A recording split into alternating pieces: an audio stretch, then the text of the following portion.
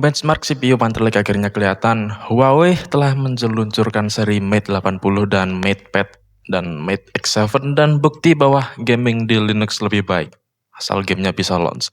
Nah, selamat datang di Beritek di mana aku akan membawakan berita-berita terbaru dari dunia teknologi dan yang pertama adalah benchmark dari Panther Lake akhirnya muncul di Geekbench. Nah, benchmark dari CPU mobile Panther Lake ini terlihat di Geekbench.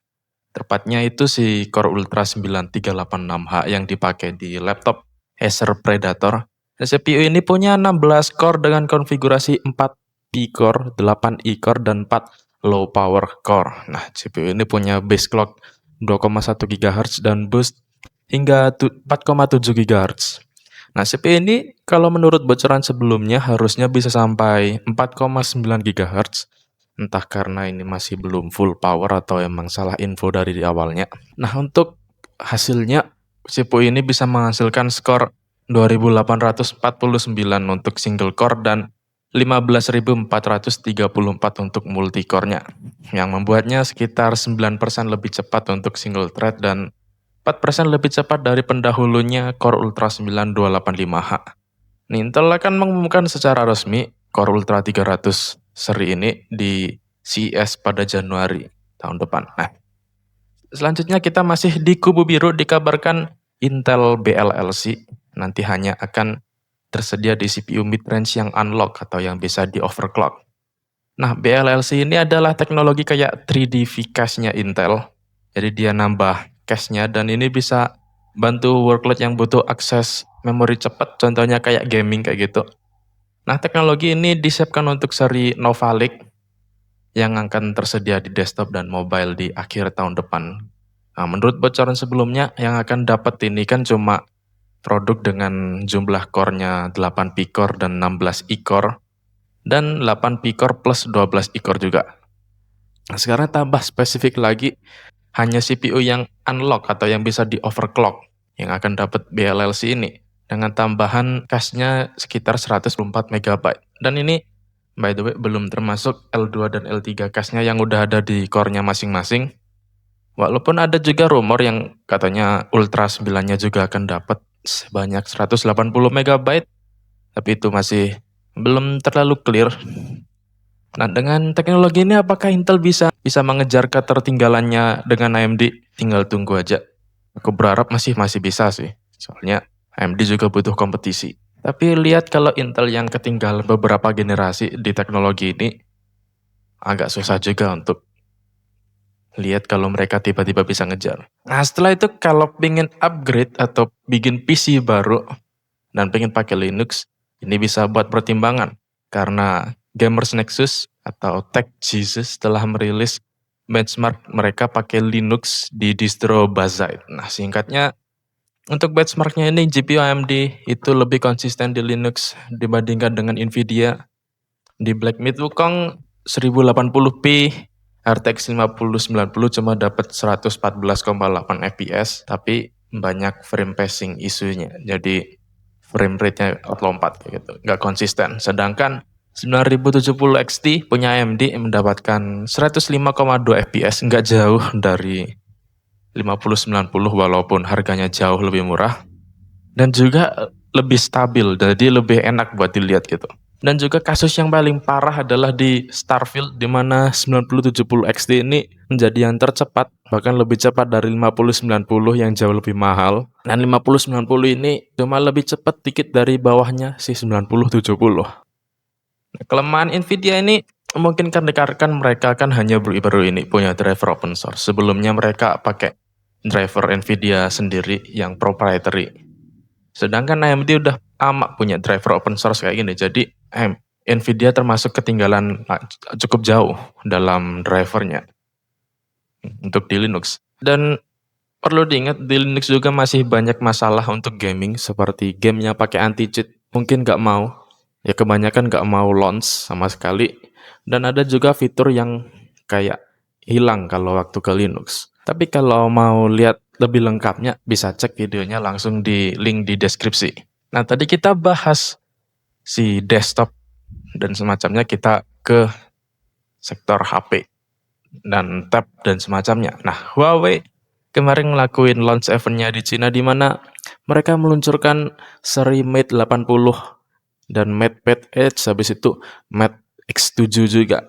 Kita mulai dari HP-nya dulu, Mate 80 dan 80 Pro. Kedua HP ini pakai layar yang sama, yaitu layar 6,75 inci LTPO OLED yang refresh rate-nya bisa dari 1 sampai 120 Hz dengan resolusi 1280 kali 2832. Huawei mengklaim kalau layar ini brightness-nya bisa capai 8000 nits. Nah, untuk layar itu nanti akan dilindungi oleh Kunlun Glass generasi kedua. Nah, setelah itu untuk bagian di depannya lagi ada kedua HP ini punya 3D time of flight face scan, jadi bisa untuk scan 3D di depan gitu. Mungkin bisa untuk face unlock juga. Dan juga ada fingerprint di bagian sisinya. Serta dia nanti juga support komunikasi satelit. Nah, untuk chipsetnya Mate 80 Pro ditenagai oleh Kirin 9030 yang baru, sedangkan yang Mate 80 biasa itu pakai Kirin 9020. Nah, Kirin 9030 ini diklaim 35% lebih cepat dari Kirin 9020-nya. Habis itu juga kedua HP ini dimulai dari RAM 12 GB, tapi bisa diopsi hingga 16 GB. Habis itu untuk nyimpen dayanya, dia dipakai baterai dengan kapasitas 5750 mAh dengan charging 100 watt untuk kabel dan 80 watt wireless untuk versi Pro-nya. Sedangkan untuk versi biasa dia cuma support 66 watt untuk kabel dan 50 watt wireless. Untuk di sektor kameranya, kedua HP ini punya 3 kamera di belakang yang mirip dengan kamera ultrawide dan kamera utama yang sama. Kamera utamanya adalah 50 megapiksel dengan lensa variable aperture, jadi bisa diatur bukaannya kayak gitu. Habis itu sensornya itu RYYB 1:1,28 inci. Lalu untuk ultrawide-nya dia 40 megapiksel dengan bukaan lensa f2,2. Nah, untuk telefoto, kalau yang Mate 80 biasa dia bawa kamera 12 megapiksel 5,5 kali zoom dengan lensa 125 mm f3,4, sedangkan yang Pro dia pakai sensor 45 megapiksel tapi lensanya cuma 4 kali zoom dengan bukaan f2,1. Nah, kedua sistem ini dibantu oleh chip Red Maple generasi kedua yang ngatur processing dan warnanya. Untuk Mate 80 harganya ini dimulai dari 4.700 yuan atau 11 jutaan, dan sedangkan Mate 80 Pro dimulai dari 6.000 yuan atau 14 jutaan. Itu ada varian lagi di atasnya yang itu Pro Max. Nah, Pro Max ini bedanya layarnya lebih luas 6,9 inci. Habis itu chipsetnya juga lebih kenceng, pakai Kirin 9030 Pro yang 42% lebih cepat dari 9020 atau berapa? 7% dari 9030 biasa. Nah, untuk di belakangnya ini dia sekarang bawa 4 kamera bukan 3 lagi. Kamera utamanya 50 megapiksel, ultrawide-nya 40 dan makro telefoto ada 50 megapiksel. Habis itu ada juga periskop yang zoomnya 6,2 kali. Itu 50 megapiksel juga. Nah, di depannya ada kamera selfie 13 megapiksel dengan sensor yang kayaknya sama dengan yang di bawahnya. Baterainya lebih besar dikit, sekarang 6000 mAh. Habis itu chargingnya juga sama kayak yang versi Pro. Habis itu ada tambahan lagi kayak IP68, IP69, Wi-Fi 6, Bluetooth 6, NFC, USB 3.1 Gen 1, dan sensor infrared. Nah, untuk ketebalannya itu main tebel sih kalau standar sekarang, 8,25 mm dan beratnya 239 gram. Tapi kalau lihat dari speknya sih wajar aja. Tuh warnanya ada warna Aurora Blue, Polar Day Gold, Polar Region Silver, dan Polar Night Black. Untuk varian Pro Max ini dimulai dari 8.000 yuan atau 18,8 juta. Selain itu ada varian paling tingginya, ada Huawei Mate 80 RS Ultimate Design dengan spek yang sama, cuma beda RAM-nya nambah jadi 20 GB.